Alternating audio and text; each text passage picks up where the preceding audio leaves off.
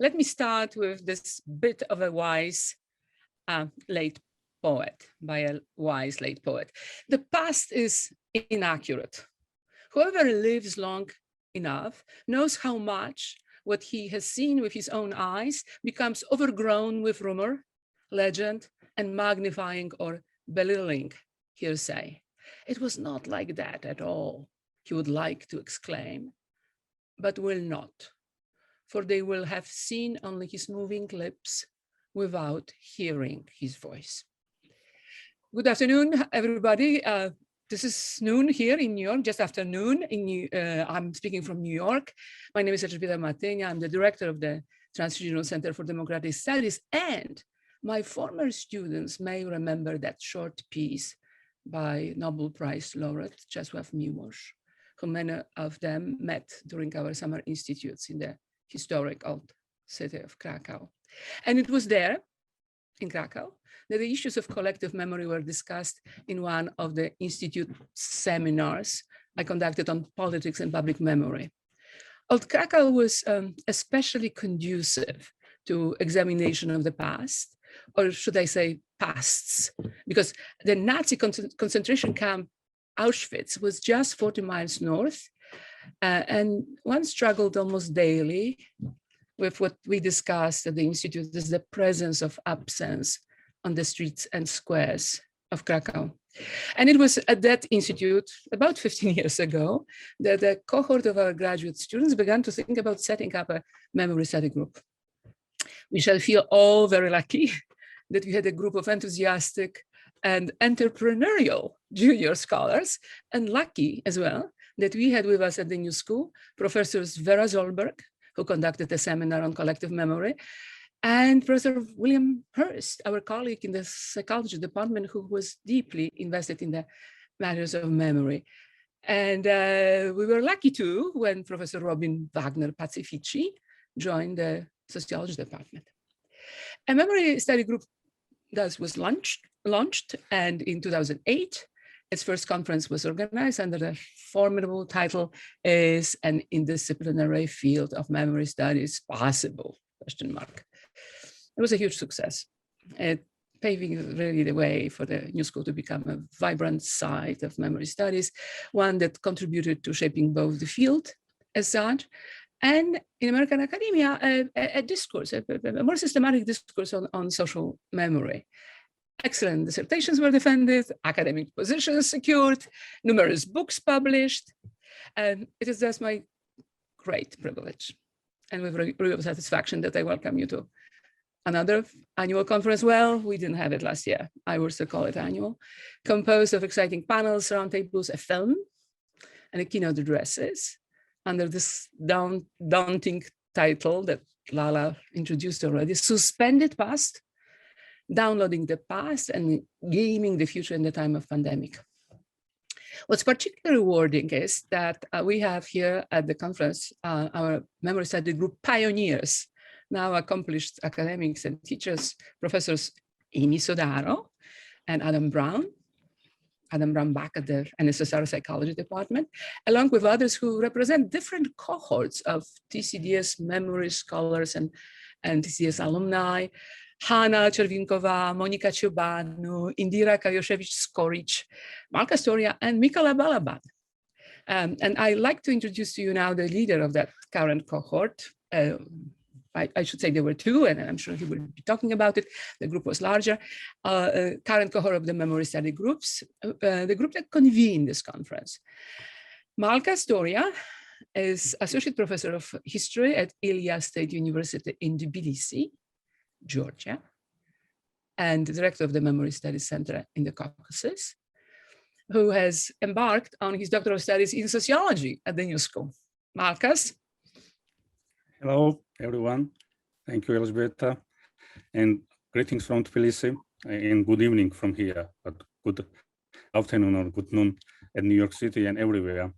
So I will say a few words about how we came to this moment today. As you know, after a couple of years of hiatus, the group reconvened exactly when the pandemic started in March 2019. We only managed to launch a couple of events in person, and then our team consisting of students and faculty advisors, continued working virtually from different parts of the world, including Germany, Romania, Georgia, of course, from New York City. It was, of course, difficult to keep trying to revive and relive the group, considering these never-easing health-related concerns, and given the fact that we all reside in different countries where pandemic posed both similar and different challenges, right? Depending on what was the number of new COVID-19 cases. But exactly under these circumstances, we managed to build the website of our group.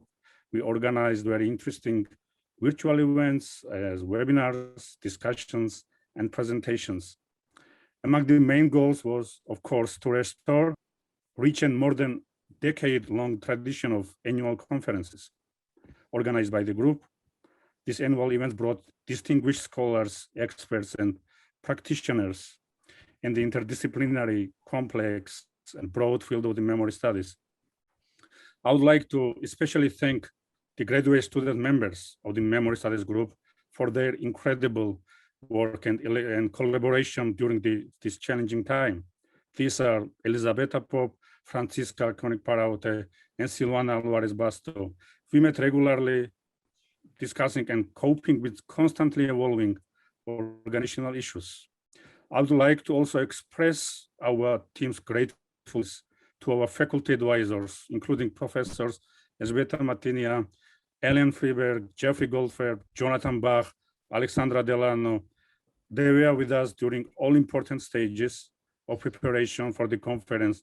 They helped us both with designing the conceptual framework of the conference and arranging all organizational details. And a little bit about the theme of our conference, if I may. Of course, this year we could not avoid to focus on the pandemic and how it affects our memory and perception of temporality. Our excellent keynote speakers and participants of panels, roundtables, and film screening event will cover a wide range of pressing issues, including pandemic, power, the politics and geopolitics of memory across different societies, the shifting sense of time and space, the trauma of what we call suspended present, or is it really suspended present? You will hear also this sort of opposing insights on that. We will also devote much of our time on cognition, media, technologies, and performances of memory. We will touch the challenges to research inquiry during the pandemic, and we hope all this and many other problematic will be engaging and captivating for the audience. And I will stop here now, and I would like to invite our faculty advisor and old friend of the group, William Hirst, who is a Malcolm B. Smith Chair and Professor of Psychology at the New School for Research. He kindly agreed to welcome the conference participants and make opening remarks. Professor Hirst, please, the floor is yours. Thank you very much. It's a pleasure to welcome all of you to the 2021 Memory Studies Group Conference. Elżbieta outlined some history of the Memory Studies conferences at the New School, and I'll not repeat it. What I want to do is talk a little about the topic of hand, which is really suspended presence, but also in particular the pandemic. And indeed, a lot of the talks do deal specifically with the pandemic. How are we coping with it? What do we make of it?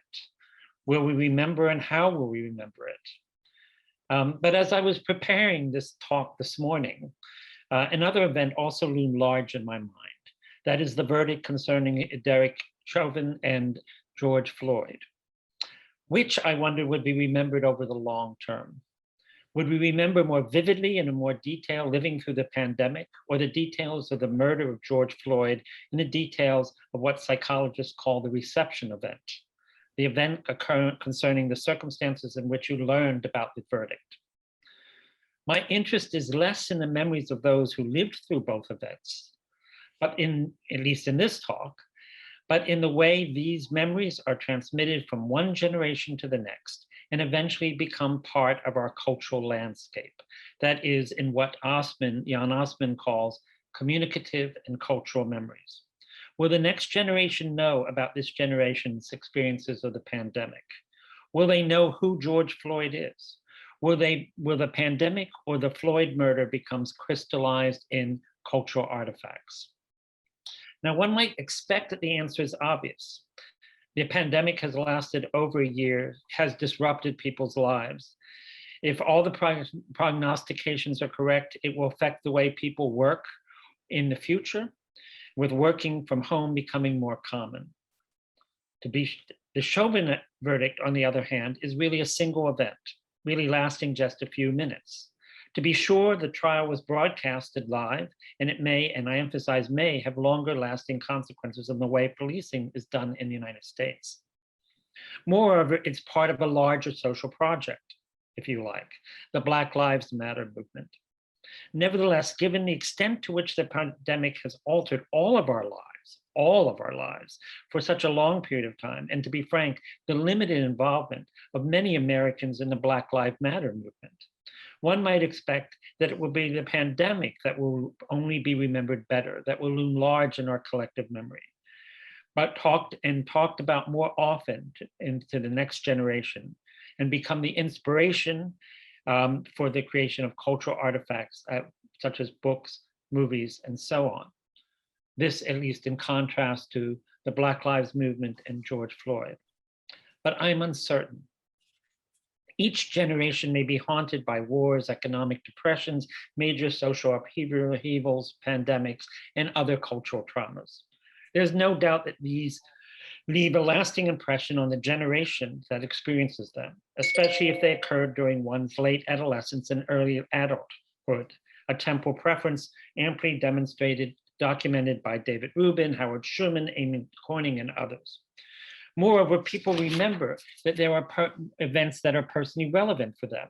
So in this regard, at least for those who lived through the pandemic, memory for the pandemic must loom large. The Chauvin verdict less so, unless one has been extensively involved in the Black Lives Matter movement. But as I said, my interest here is in the memories held in the next generations, those who did not live through either the pandemic or the current struggles around Black Lives Matter, of which the Chauvin trial is, as I've indicated, a marker, albeit a critical one. There are several reasons to expect that memories of COVID pandemic might not transfer to a larger extent across generations. Until recently, first consider the Spanish influenza epidemic of 1918. Until recently, few of us knew about the Spanish flu. In studies asking people to enumerate important events of the 20th century, the Spanish flu does not figure at all. World War I is mentioned, World War II is mentioned, the Civil Rights Movement is mentioned. They all make the list, but not the Spanish flu, even though this pandemic killed more than 50 to 100 million people, more than World War I and World War II combined. The same vague memories can be found regarding polio, even though a whole generation avoided swimming in pools and lakes during the summer to elude the virus. And young gay men may know about the AIDS epidemic, but they do not fully appreciate the fear that overwhelmed their elders as friends died, and an entire generation wondered whether sex would ever be safe again. It's not that these forgotten events are inconsequential. The Spanish flu's preference for younger people decreased the average life expectancy of an entire generation. The AIDS epidemic accelerated the push for gay rights. And if past is prologue, one might expect that the next generation, but if past is prologue, I should say, one might not expect that the next generation will know much about the COVID pandemic, following our equal ignorance of the Spanish flu, the polio, and the like. But what about Derek Chauvin, or more generally, Black Lives Matter? As I already stated, if people are asked to list important events in the last 100 or 150 years, for instance, the civil rights movement of the 60s often makes the list. Moreover, people appear to form flashbulb memories of central events in these social movements. Americans of the affected generation, for instance, have a flashbulb memory of the assassination of Martin Luther King. These flashbulb memories are often conveyed across generations. In a recent study, we found that over 60% of the younger generation could accurately report their parents' flashbulb memories of 9/11. What appears to moderate these memories for events such as the civil rights movement and events specific like the reception event of the assassination of Martin Luther King are two things: the social identity of those involved and the extent to which society has made an effort to ensure remembering. With respect to social identity, Black Americans are more likely to remember historic events related to racial animus and the struggles of civil rights than white Americans when, again, asked to list important events. It's not that white Americans don't know about the civil rights movement occurring in the 60s, but they are less likely than Black Americans to mention it when they have to list important events. Along the same line, while both white and Black Americans have flashbulb memories of the assassination of Martin Luther King, and these may be conveyed across generations. It's also the case that it is only Black Americans and not white Americans who have flashbulb memories of the assassination of Malcolm X. Moreover, a major factor as to whether a younger generation knows about their parents' flashbulb memory is the extent to which members of the younger generation identify strongly as an American. If you identify strongly as an American, you're more likely to know your parents' flashbulb memory than if you don't identify strongly as an American. So my guess is that the pandemic will not be remembered all that well across generations, whereas the Chauvin verdict, or more generally the Black Lives Matter movement, will, especially for the Black American community. But why? I don't have time to go into much detail, but let me list several possibilities, many alluded to in what I just said. First, health crises do not respect national borders. They are international in character. Whereas nations are not only the means of promoting intergenerational transmission and the preservation of memories, they are a critical vehicle. Wars and political conflicts loom large in anyone's list of important events because nations are involved. To be sure, occasionally large historical events such as the Renaissance can make one's list, and international important events like the Holocaust also can travel across national boundaries, but it is more of the exception rather than the rule. Second, along the same line, one's social identity appears to matter. I mentioned that when talking about Black Lives Matter. I mentioned that when talking about your memory for learning about the assassination of Malcolm X. People remember events that bear on their social identity. But what about a pandemic bears on one's social identity? To be sure, one may have personally been affected, but when it comes to a widespread occurrence that crosses international boundaries, that essentially affects everyone, it's hard to talk about its effect on one's social identity. Personally, yes. Socially, no. At least that is what the present empirical results suggest. On the other hand, whether one is directly involved in Black Lives Matter movement or not, whether one is directly affected by policing in a negative fashion, these things do speak to one's social identity. They speak to what it means to be, for instance, an American. And as a consequence, one would expect that they will, at the collective level, end up being more memorable. Third, the consequences of the pandemic, at least at the social level, are often in a way unrelated to the pandemic itself. Changes in the way people work, for instance, may be long-lasting, but people may simply come to see it as a way of doing work without knowing the, quote, history of it. The 1906 San Francisco earthquake had a great effect on city zoning and building codes, but I dare say fewer people living in San Francisco at the present would appreciate the connection. But when it comes to something like the Chauvin trial and Black Lives Matter, well, if they do change the way policing is done, and they do change the place of Blacks in American society, it will be directly related to those events. There will be a direct connection which one can trace. Finally, there is the issue of imagery. People's memories are incredibly visual in nature. We remember visual material extremely well. If there is any image that it will come to haunt, if there is a strong image, that image will come to haunt us, not just for a short period of time, but for many years. Witness the Napalm Girl, clearly still an image which haunts us, even though it is many years since it was first printed and published.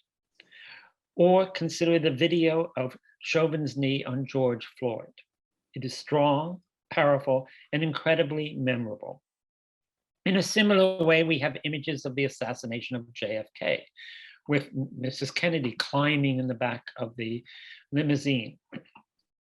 And we have images of Margaret White's haunting images of concentration camp survivors. These all make the event unforgettable in a way. But we do not have images of the pandemic to the same degree. There are news reports and accompanying images of crowded emergency rooms, but we do not have images of piles of coffins. We do not have images of the dead. We know that people died, but we just don't have images to accompany this knowledge. So for all these reasons, I think rather unintuitively, the memories for the pandemic may fade as we move to as we move across generations. But it is quite possible that memories of George Floyd and memories of Black Lives Matter will continue to be part of our collective memory for many years to come. These are just really quickly jotted down thoughts that I put together this morning. And I look forward to, as the conference proceeds, where people, I think, will have a much more well-articulated and more theoretically grounded observations than I have. And I hope that all of us will stay around to understand exactly what it means to be suspended in the present and to remember these events which seem to be critical for us in the present, but may not be so critical to us as we in the future reflect on the past. So thank you very much. And let's get going. Thank you. Thank you. Thank you. Thank you, Bill, again. And I think we are all very grateful that you brought us back not only to the to our sense of that last year, which is partially already lost, but also to the events which we hope are not going to be lost, which have evolved in the course of the year, but ultimately ultimately were brought to the end with the trial and the sentence yesterday. Actually, the trial, not the sentence yet. I want to introduce our keynote speakers, and I want to point out to a subtle but interesting and perhaps important connection between what Bill Hurst was just talking about and what we are going to see. And I'm not going to open up any secrets here, but I wanted to point out that the keynote is going actually to talk about a certain bridge which was built between nation states, transnational, international connections, which could go beyond, in other words, which break the boundaries of nation state, which takes care of the community society's memory the way the nation states wants to do it. That in order for that to happen, there had to be some common experience. We do think that a pandemic perhaps may generate that kind of thinking, but also memory workers. People who actually make those connections and take care of the meanings of objects, not just of events only, but also of objects and all that visuality that you mentioned. So let me introduce, and I'm very happy to introduce today's keynote speakers, Hana Cervinkova and Julian Golden. Czech-born Hana Cervinkova, an American-born Juliet Gordon, met in the Polish city of Wroclaw, which till the end of the Second World War was German city of Breslau. I mentioned this as it has a lot to do with the topic of the joint talk. And as their full bios are in the program, I'll just say that Hana, who received a PhD from our own anthropology department at the New School, belonged to the initial cohort of memory studies community. I still remember her early paper awarded by the department on Žižkov monument in Prague. Czech-born, educated in the States, she moved to Wrocław, Poland. Yes, I'm not going to comment on that. Where at the University of Lower Silesia, she established an international center for studies on culture and education, which partnered with our Democracy and Diversity Summer Institute, which we moved from Krakow to Wrocław really to explore other pasts. And while doing all that work, Hana became president of the impressive modernist landmark in the city of Wrocław known as Centennial Hall, built in early 20th century when Wrocław was still Breslau. Today, Hana Cervinkova is professor and chair of the only anthropology department in Ireland at the National, Jesus, I'm sorry. That is unfortunate, and I apologize for that. I thought the phone is not here. Anthropology department in Ireland at the National University of Ireland, Maynooth.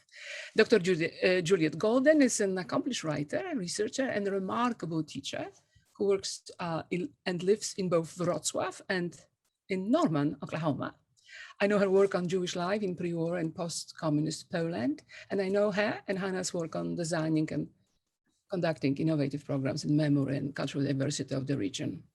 I also wanted to thank Juliet for helping us to develop year after year our own Courage in Public Scholarship Award, TCDS Courage in Public Scholarship Award. The joint keynote address is entitled Furnishing Memory. It really reconnects Wrocław with New York and reveals a lesser known connection with the new school in the Breslau-born person of a distinguished historian, the late Professor Fritz Stern, a longtime friend of the New School for Social Research and a member of its board of governors. Hana Cervinkova and Juliet Golden, you have the floor, you have the screen. Thank you. Thank you so much, Professor Martinia, dear Elżbieta, for the warm introduction. I know I speak for Hana in sharing how honored we are to be here today and among so many friends. So welcome to our presentation, Furnishing of Public Memory, which we are conducting from 2 continents. I'm in Oklahoma and Hana is in Wrocław, Poland. And the story we want to tell you today centers on furniture, inanimate material objects that, as we hope to show, embody deep social and political lives that speak to and shape the politics of memory. The story we want to tell covers more than 100 years of history, starting in 1905 when the furniture was produced in German Breslau, until last year when it made a return journey from a New York City apartment back to Breslau, which is now Polish Wrocław, where it joined the collections of a unique institution, Poland's only museum of architecture. The story of this furniture set's departure from Breslau in the Nazi era to its return to Wrocław in the 21st century is one of hope and reconciliation, which takes on even larger importance in the context of Poland's current authoritarian term, dominated by exclusionary historical politics, polityka historyczna. Any account encompassing more than a century of history necessarily entails complex webs connecting people, places, and events. Let us start by introducing some of the key players in the drama. The first is, of course, the furniture set, which you see in these contemporary images and which was designed in 1905 by Hans Pelzek. The furniture belonged to Breslau's Brieger Stern family and eventually accompanied them on their migration to New York at the brink of the war. The furniture encompasses a complete interior of a salon from the early 20th century and are most likely the only surviving pieces of applied art designed by an architect who is the next hero of our story. Hans Pelzek was a German architect, an educational innovator and social reformer who lived and worked at a key moment in urban transformation in early 20th century Central Europe. He came to Breslau in 1900 and soon after took over the direction of Wrocław's Academy of Art, an institution located just across the street from the Museum of Architecture. Suffice to say that under Pelzek headship, the Academy was the center of some of the most transformative ideas on urban change, design, and architectural education in Germany at the time. The next persona is Fritz Stern, who was a preeminent historian of Germany, the former professor and provost of Columbia University in New York, and also at one time a member of the New School's Graduate Faculty's Visiting Committee, the Board of Governors today. Stern was born in Breslau in 1926 during the hopeful Weimar era to a prominent family closely associated with important cultural and intellectual circles of the time, including Fritz Haber, Paul Ehrlich, Albert Einstein, and Hans Pelzek, who designed the furniture as a personal gift to Stern's grandfather, a foremost physician, Oskar Brieger. I am so pleased that today, Fritz Stern's son, is here with us. The next hero of our story is the city of Breslau, Wrocław, a textbook example of the complexities of Central European geopolitics. Situated to the east of the Oder-Neisse, which became the demarcation line for the post-World War II redrawing of the European map, this German city and architectural jewel of Weimar Germany became a part of the new post-World War II Poland. Renamed and resettled by Poles, Wrocław underwent profound processes of Polonization in the post-war era. We should mention that it is in this city and its memoryscape that the annual Democracy and Diversity Summer Institute organized by the Transregional Center for Democratic Studies of the New School's graduate faculty annually takes place.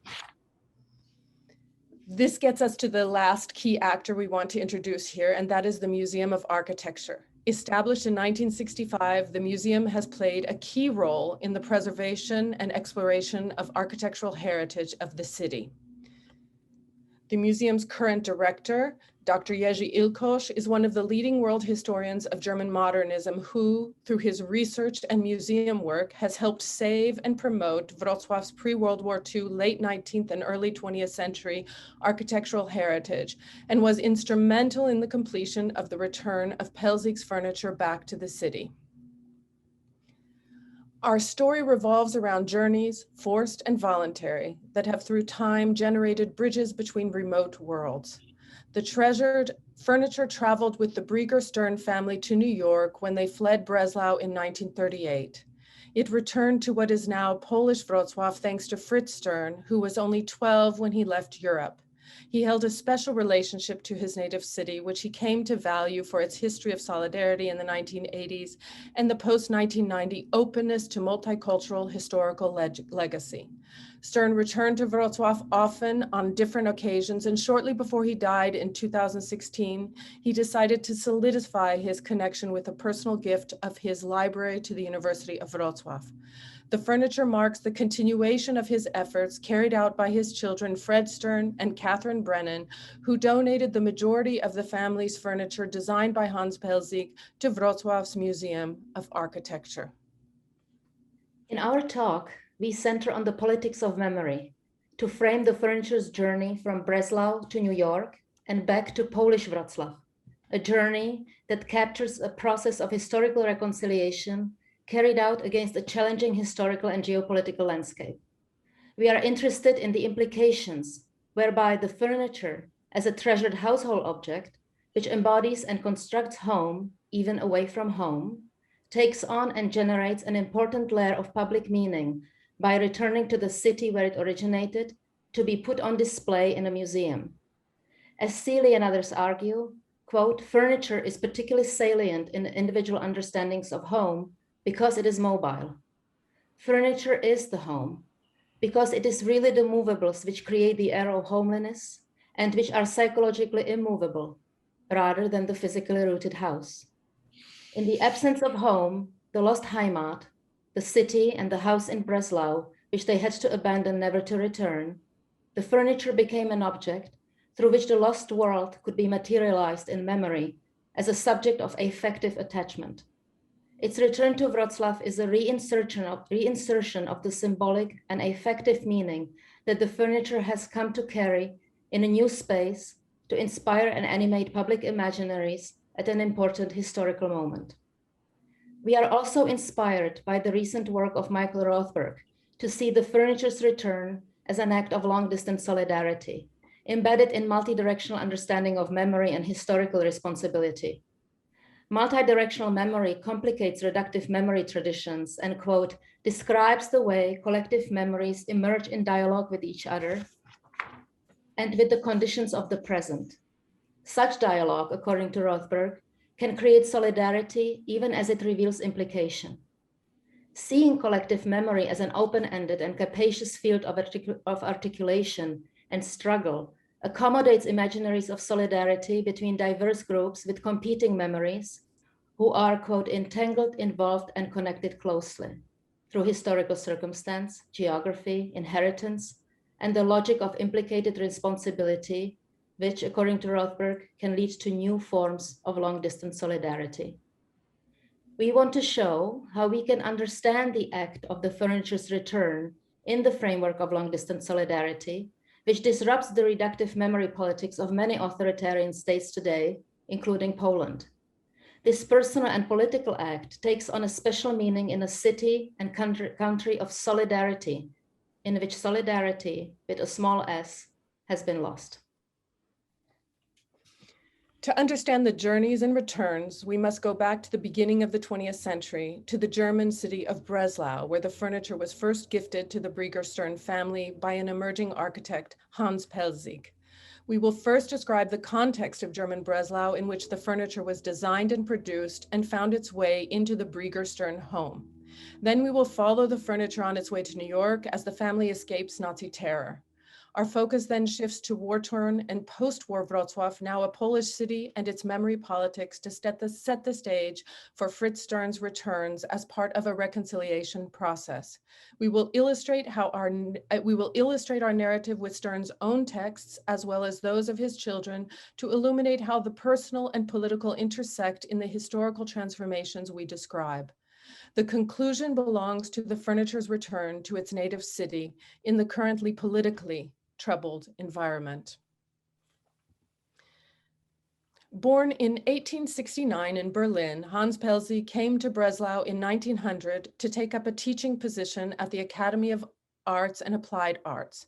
An architect by training, throughout his life, he remained deeply influenced by the teaching of his mentor from the Technical College in Charlottenburg, Karl Schiefer, a specialist in the crafts of the medieval period. When in 1903, Pelzek advanced to the position of director, he spearheaded a series of reforms that transformed the school into one of the most progressive art and design academies in Germany. Breslau in 1900 was a city on Germany's periphery, the eastern frontier. Like many cities in Central Europe, Breslau was entangled in the challenges of modernity. Over the course of the 19th century, the city's population had mushroomed from 62,500 at the time of the Napoleonic Wars to 421,000 in 1900, part of deeper economic, social, political, and intellectual transformations underway on the continent. By the 1920s, Breslau would become one of the most densely populated cities in the German Empire. People lived in overcrowded, unhygienic conditions with poor access to public services and amenities. These accumulated challenges proved, in the words of Mitchell Schwarzer, to be a watershed for the practice of architecture and urban planning and drivers of change that would shape Hans Pelzek's tenure in the city. Architecture, in other words, would become a search for solutions to intransigent social problems of cities at the beginning of the new century. These innovative achievements can in large part be attributed to the reforms Pelzek undertook as the director of the Art Academy. A cornerstone of those pedagogical reforms was a focus on individualized education, pushing students into workshops where they tackled real-world projects under the supervision of a design specialist and a master craftsman, a move ahead of its time and one that anticipated the Bauhaus curriculum of the 1920s. Moreover, Pelzek fostered close ties to Breslau and the surrounding region, thanks to which faculty and students not only took active part in current debates on urban development and design, but also later produced for a city and a region they understood well.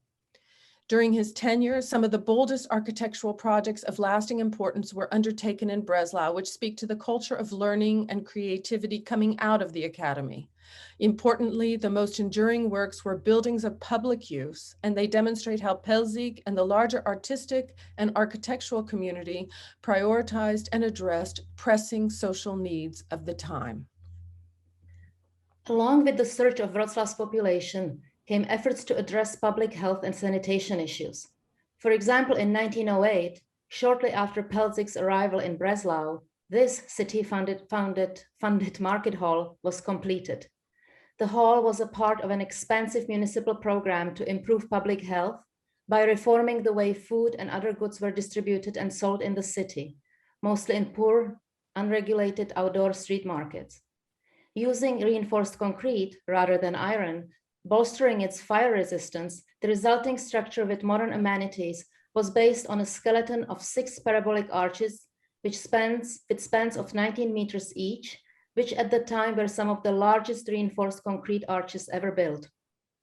Pelzek's own contribution is this bold 1911 office building that features a city center facade made out of reinforced concrete. With its strong horizontal lines and limited ornamentation, the architecture maximizes the amount of natural light brought to those working in its interiors, an important health feature for residents of a congested city. The most prominent contribution to Breslau's urban landscape came in 1913 with the opening of Centennial Hall and its exhibition complex, inscribed since 2016 on the UNESCO's World Heritage List. Centennial Hall itself featured central dome with a span of 65 meters made of reinforced concrete, at the time the largest dome in the world.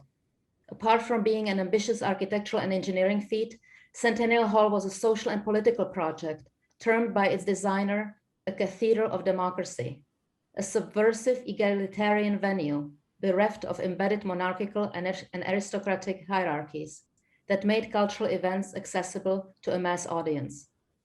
Adjacent to the hall are Pelzek's 4-dome pavilion, an exhibition facility filled with natural light, which earned accolades from reviewers at the time for creating a thoroughly new take on exposition and museum space. And this is his colonnaded pergola, enclosing a large pond, covered and surrounded with lush greenery, aimed at recreating the healthy atmosphere of the mountain spa towns where the upper echelons of society could find respite from the oppressive industrial urban climate. Pelzek sought to offer all residents of Breslau freely accessible recreational space that would improve the health conditions of those living in overcrowded and often miserable urban conditions. These projects testify to the modernist architectural vision informed by ideas of social justice and progressive change. Against this backdrop of architectural and urban change, we can discern the atmosphere of the energized intellectual and cultural milieu of Breslau at the turn of the century, in which Pelzek and the Stern and Brieger families interacted and played active roles. The Sterns and Briegers, two sides of Fritz Stern's family, were Jewish, but the Sterns, his paternal grandparents, had converted to Christianity as adults, while his maternal grandparents, while remaining Jewish, baptized their children. Medicine and science rather than religion were at the center of their world. 4 of Stern's great-grandfathers, as well as 2 of his grandfathers, had been doctors. His own father followed the family tradition and became a respected physician and researcher. His mother, Käthe Brieger, held a doctorate in physics and was a pedagogue and a reformer in the field of early childhood education. Both parents received their doctoral degrees from the University of Breslau. The family was well connected to important intellectual and cultural figures in Europe. Stern's paternal grandfather, Richard Stern, maintained close professional contacts and personal friendships with Breslau luminaries such as chemist Fritz Haber and fellow physician and scientist Paul Ehrlich, the founder of chemotherapy, both recipients of Nobel Prizes in the first 2 decades of the 20th century. Another close family friend was the dermatologist and microbiologist Alfred Neisser, the discoverer of the pathogen for gonorrhea and co-discoverer of the causative agent for leprosy. Albert Neisser, together with his wife Toni, were avid patrons of the arts.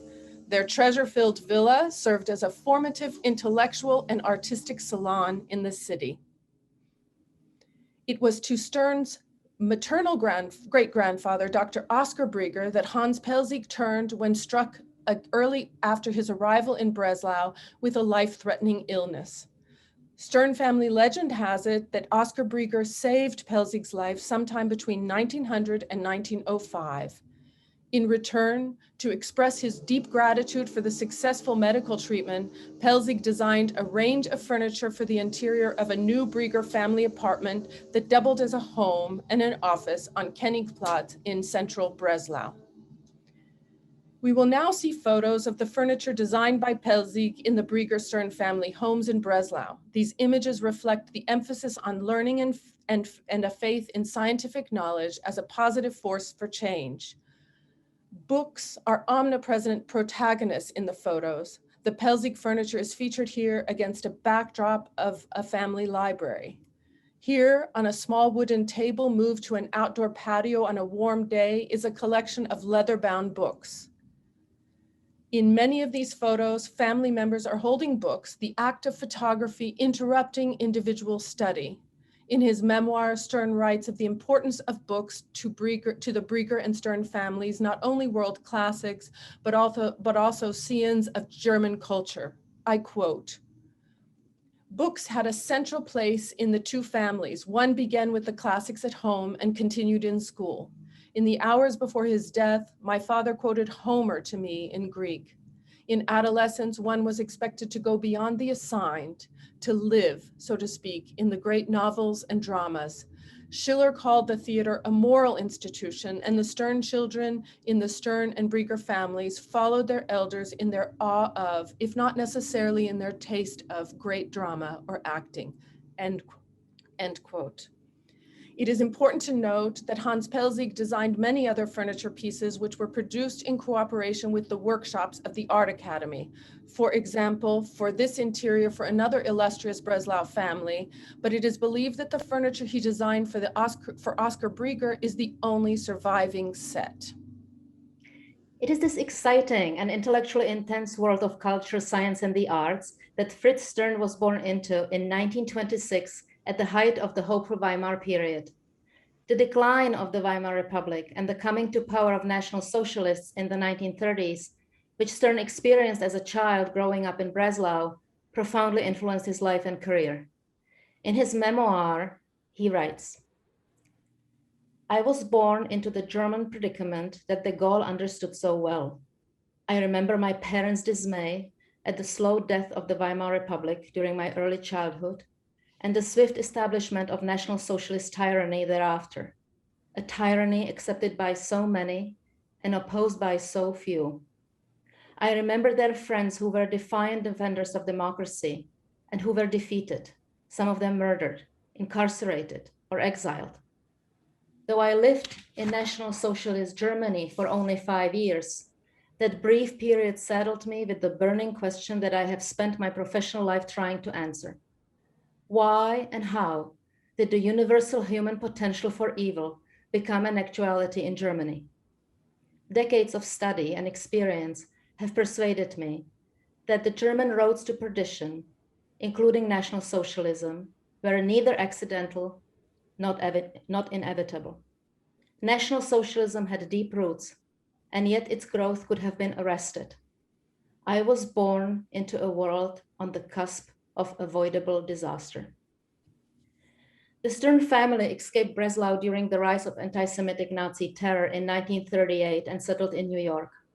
Among the belongings that the Sterns succeeded in shipping to New York was the Pelzek furniture. Their apartment in the New World was a bastion of their now lost cosmopolitan German world that Stern describes as follows. "We had to stay in Hotel Washington for about a fortnight until our earthly possessions from Breslau arrived, transported, as I remember, by Schenker, a German firm that specialized in refugee removal. Then in Queens, the big container disgorged our Breslau belongings, our Pelzek furniture, which now seemed outsized for the living room, our beds, books, porcelain, glasses, and rugs, my bike, and even a newly bought German refrigerator, which was doubly useless since it had the wrong wattage and the apartment already had one. And so we moved into our cramped new home, which looked as German as we still sounded. I remember both the thrill of freedom and its price, tremendous insecurity. We had been unimaginably fortunate in trading political terror for economic penury, but the latter was real. We were living off the money that Habers had loaned us to get our visas, but there were no clear prospects of income. The furniture and other family belongings that survived the escape became a mobile Heimat, making Breslau never far from their minds, an inherited tradition for Fritz Stern's children, Fred and Catherine. Fritz Stern's daughter, Catherine Brennan, a historian herself, remembered her grandfather's study in New York, which doubled as a receiving room for patients he saw at home. She wrote to us as we were preparing for this talk. Dr. Stern recreated his Breslau consulting room study in his New York apartment. He had a separate medical office with some of the furniture. He filled our lives not only with stories of Breslau life, but also jokes from the interwar period that we grandchildren learned to appreciate. I think back to the many friends that my grandparents entertained, all the while with the furniture as an expression of continuity in the midst of such profound change, in much the same way that the friendships also created the Breslau Circle in New York. Despite war, displacement, border changes, and erasures, Breslau remained of central importance to the Sternbrieger family, and the Pelzek furniture provided an important presence in shaping the family's identity and sense of belonging. Fritz Stern, who was 12 when the family arrived in the New World, would go on to receive an education and eventually graduated with a Ph.D. in history from Columbia University. After a period of teaching at Cornell in the 1950s, he returned to Columbia, where he worked as a professor until his retirement in 1996. Between 1980 and 1983, Stern was the university provost, and in 1992, he served as a senior advisor to the American Embassy in Bonn. He was one of the seminal historians of Europe. His outstanding books on modern Germany that include The Politics of Cultural Despair, The Failure of Illiberalism, Dreams and Delusions, Gold and Iron, Einstein's German World, focus on the role of German intellectuals and political and cultural leaders in the failure of democratic and liberal politics. In his work and public engagement, issues of historical memory and reconciliation were prominent, and he never intellectually and emotionally abandoned the city of his birth. What is the fate of Breslau following Stern's departure? While the family was settling in their life in New York, their native city had been plunged into dark times. Towards the very end of the war, Breslau received the status of a fortress, Festung Breslau, and as a consequence was heavily bombed by advancing Soviet troops, which destroyed between 60 to 70% of the city's built environment. After the war, because of the redrawing of the European map and the city's location to the east of the Oder-Neisse demarcation line, Breslau became a part of the new post-war Poland. Here in pink are the former German territories that were assigned to Poland. Renamed and resettled by Poles, the formerly German city underwent profound processes of Polonization, which included the expulsion of Germans and the construction of a new master narrative, promoting the idea that Wroclaw at its origins had been Polish, and therefore Poles who settled in the city after the war were actually returning to their homeland. German monuments and cemeteries were destroyed. Here you see German words carved in stone that have been painstakingly chipped off. Streets and buildings were renamed, and German homes were settled by Polish families who had to come to terms with the challenges of living their lives in what was essentially German urban fabric. Centennial Hall, the monument to Pelzek's and Berg's modernist genius, was renamed the People's Hall to cut it off from its German origins and make it fit into socialist ideology. Breslau, now Wroclaw, a quintessentially German stage and theater, was now occupied by Polish actors and Polish scripts. With the onset of communism and the Cold War, these scripts involved the squelching of the enormous archive of cultural memory embedded in the city and the imposition of a new hegemonic narrative which wrote out centuries of history. When the New York Times journalist Henry Kam visited his family's native city in 1966, he wrote, "One city has died. In its place and in its stone, there lives another." Breslau's German Jewish population, to which the Sternbrieger families had connections, was decimated during the Holocaust. The few survivors found no home in the newly Polish city. Moreover, their centuries' presence and illustrious contributions were invisible and actively erased.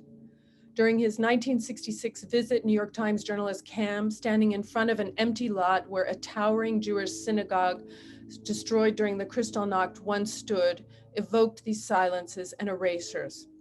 He reported for the New York Times that the Jews of Breslau have no memorial. Jewish historical sites were confiscated or left to ruin, including the Old Jewish Cemetery in Wrocław, an exquisite necropolis testifying to the prominence of Jewish citizenry in pre-war Breslau, now no longer tied to any vital community. We will now jump forward in history to the 1980s and use the Jewish cemetery to illustrate a transformation in memory politics that bridges the late communist and post-1989 era. This period saw the rise of diverse citizen-led opposition movements in Poland, most prominently the trade union known as Solidarity, which eventually galvanized social action that led ultimately to the peaceful negotiated political transformation in 1989. In the early 1980s, Solidarity brought together intellectuals and workers in joint opposition against the totalitarian regime. It was at that time, when this grassroots movement was taking shape across the country, that two of its local activists turned their attention to the Jewish cemetery in Wrocław. In 1981, they began a laborious physical renovation of the cemetery, eventually reassembling and raising some 4,000 gravestones, and in the process, clearing away over 700 tons of urban and industrial waste. They also launched an educational program leading weekly tours, which normally drew between 60 to 100 people and lasted 2 to 4 hours, and became an occasion for critical historical discussion and exchange, impossible in the official space outside the cemetery walls due to communist censorship. In this way, the Old Jewish Cemetery in Wrocław functioned as a public space for what Elżbieta Martynia refers to as the performance of democracy, a crucial element in the process of building of civil societies and democratic citizenship in Poland. One of the activists recalls the nature of the work. It was Wrocław's Hyde Park. For several thousands of people who visited the cemetery in the 1980s, thirsty to fill in the gaps in their knowledge about the city they lived in, it was Hyde Park and a university in one. A place to impart unknown knowledge to Wrocławians about the city they lived in, about the people who built the city before 1945. It was a time of extraordinarily intense romantic work and adventure. The very search for information that interested visitors coming to the cemetery was inspiring for a wide range of professionals tied to the history and material heritage of the residents of the city of Wrocław. We see the Jewish cemetery as a site of memory through which the civic activities tied at their inception to the Solidarity movement and burgeoning cultural and intellectual activities could take place. These civic actors situated Jewish German history and the memory politics at the center, helping to redirect public imaginary away from a reductive nationalist view to an inclusive and expansive multi-directional understanding of the past. In this way, they opened the archives of cultural memory to allow for Wrocław's Jewish and German heritage to speak to contemporary Polish residents about the actual historical cultural pluralism of their city's past. The case of the cemetery also illuminates the role of the Museum of Architecture, one of the key actors in our story in the shaping of historical memory in the city and beyond. It was the museum that gave these civic initiatives a safe home, complicating the official state historical narratives. It was in 1979, shortly before Solidarity was established in Poland, that Fritz Stern made his first return to the city of his birth. In his memoir, he describes navigating his way through a rebuilt Polish Wrocław, confronting erasures in a city that continued to reject its pre-war German past. Stern reflected as follows: returning to a city that was built on repudiation of the past made it easier to accept the disappearance of my own past. I had to admit that in some ways, going back to a Polish city was easier than if it had been still German. Germans in Breslau living there as if nothing had happened would have stirred resentment. As it was, I felt none. Only an occasional annoyance at the Poles for having erased all signs of the city's and my German past, as if at that point they could have done anything else. Stern's comment on how he felt on his first visit to Polish Wrocław is important to understand the non-partisan, multi-directional memory politics that underpinned the process of the rebuilding of his ties to the city of his birth, culminating in his and his children's decisions to give books and furniture to the city's institutions. In the 1980s, Stern followed with enthusiasm the rise of the Solidarity movement.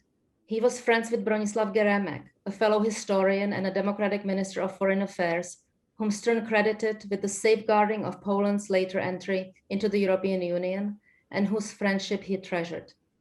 The early years of democracy, following the negotiations of the Round Table, an important piece of furniture in itself, saw the urban spaces of Wroclaw unleash intoxicating, multi-layered narratives that challenged the once dominant, centrally commanded discourse of the post-war years.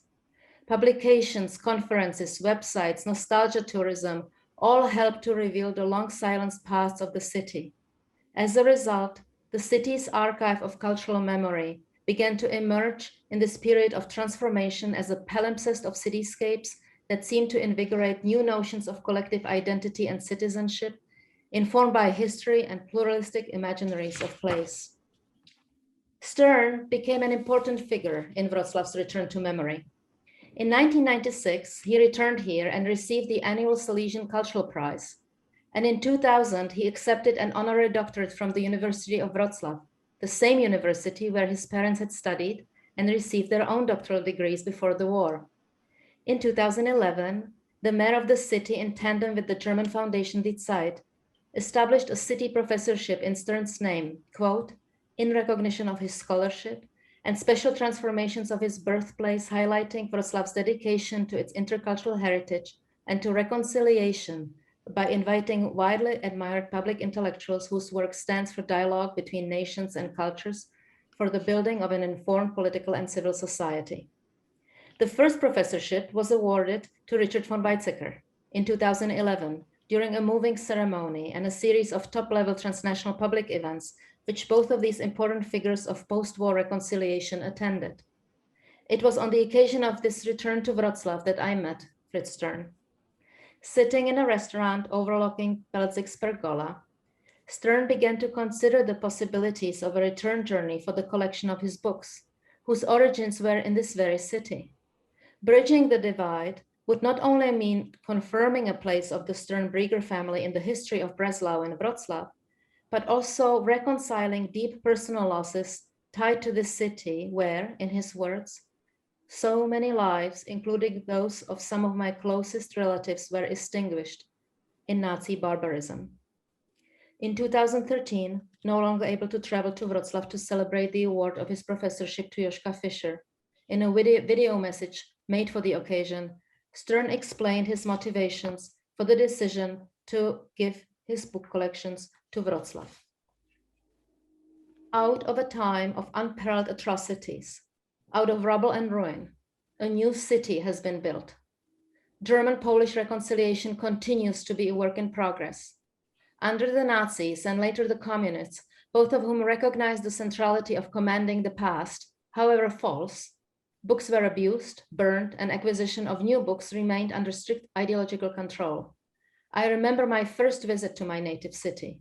Every positive mention of the city's German past was disallowed and expunged, along with every physical reminder of the German past. In the new, progressive, and enlightened Wrocław, the earlier brilliant life of Breslau has been acknowledged. It was in 2018, 2 years after his death, and on the occasion of the awarding of the third Fritz Stern professorship, this time to historian and journalist Anne Applebaum, that the journey of more than 3,000 books to Stern's native city was realized. The Fritz Stern book collection has a special place in the newly constructed Wrocław University Library. 2 years later, this family tradition of reconciliation and bridge building continued when Fritz Stern's children, Catherine and Fred, decided to donate most of the family's Pelzek furniture collection to Wrocław's Museum of Architecture. The circumstances of their return, similarly to their pre-war departure, were dramatic, taking place during the COVID-19 pandemic and also in the political context of Poland's new authoritarianism fueled by populist nationalism. Since 2015, the Polish state has institutionalized, through legislation and cultural policies, historical denialism, bringing to a halt the process of national soul-searching over the past. Museum projects such as the sophisticatedly conceived Second World War Museum in Gdańsk are being remodeled, in the words of historian Timothy Snyder, quote, to enshrine Polish innocence and fit the Polish point of view. Polin, the Museum of the History of Polish Jews, has also been under pressure for its critical examination of recent Polish past. This turning the clock back to nativist memory politics makes the gift and its exhibition at the Museum of Architecture even more significant.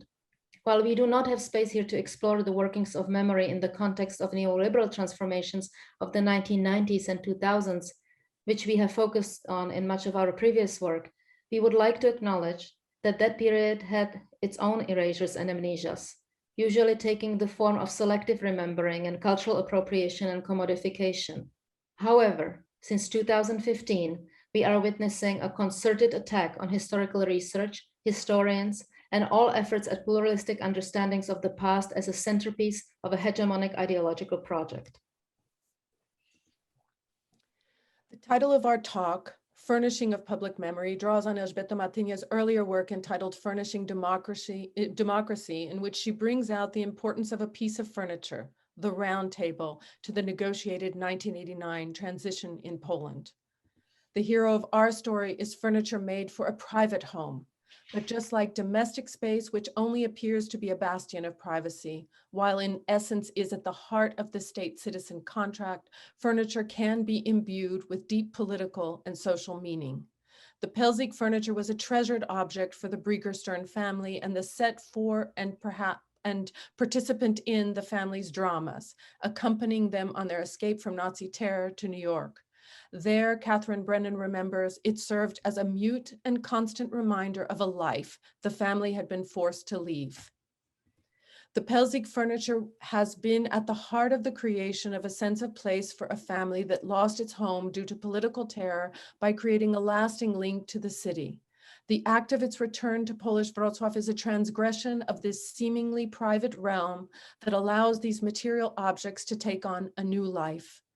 In explaining her and her brother's decision to keep a few of the furniture pieces and send the majority to Wrocław, Catherine draws connections to Fritz Stern's legacy and family's commitment to bridge building. We are inspired by Dad's gift of his library to his native city. Despite all they suffered, our grandparents and father maintained a fondness for what Breslau had meant to them and to their families. The gift of the furniture really was to honor generations of Sterns and Briegers who drew on the extraordinary intellectual vitality of the city. The Museum of Architecture in the city of Wrocław, which organized and funded the furniture's return, is furnishing a public space in which the past that these objects embody can be integrated into the complex memoryscape of the city. We read into these multiple gestures of giving and receiving the spirit of long-distance solidarity embedded in multidirectionality in remembering and belonging, which transgresses the limits of nativist politics and concerns. By eventually recreating the milieu of the Stern home, the furniture display in Wrocław's Museum of Architecture will not only capture Breslau's early modernist tradition, but serve to disrupt the exclusionary nationalist historical politics of the current Polish state by reinserting expansive objects of both deeply personal and civic meaning. Thank you. Thank you very much. Thank you for taking us for this journey, the journey between Wrocław and New York. But also thank you for taking us for the journey, which is really, though it has to do with the past, it's future oriented. And I think that the thing that I want to take from that, from your talk is that lesson. That is that important lesson that we work for the past. We work for the past so we can actually construct a better present and look towards the future. The suspended present, the title of the conference, is going to be much more focused on the issues that we are facing today. But thank you for taking us there, and I wanted to thank the participants. I wanted to say that we are not going to have, this is a keynote. We are not going to have Q&A, but we would love if you feel like you could please leave your question, and I noticed already some on the Q&R, and we will move it both to Bill Hurst. We'll pass it to Bill Hurst and to Hana and Juliet, and then the conversation will continue. Well, thank you again, and we hope to see you. We hope to see you in the panels and round tables, and come to see the movie and film, and the concluding keynote by Marcy Shore. Thank you very much.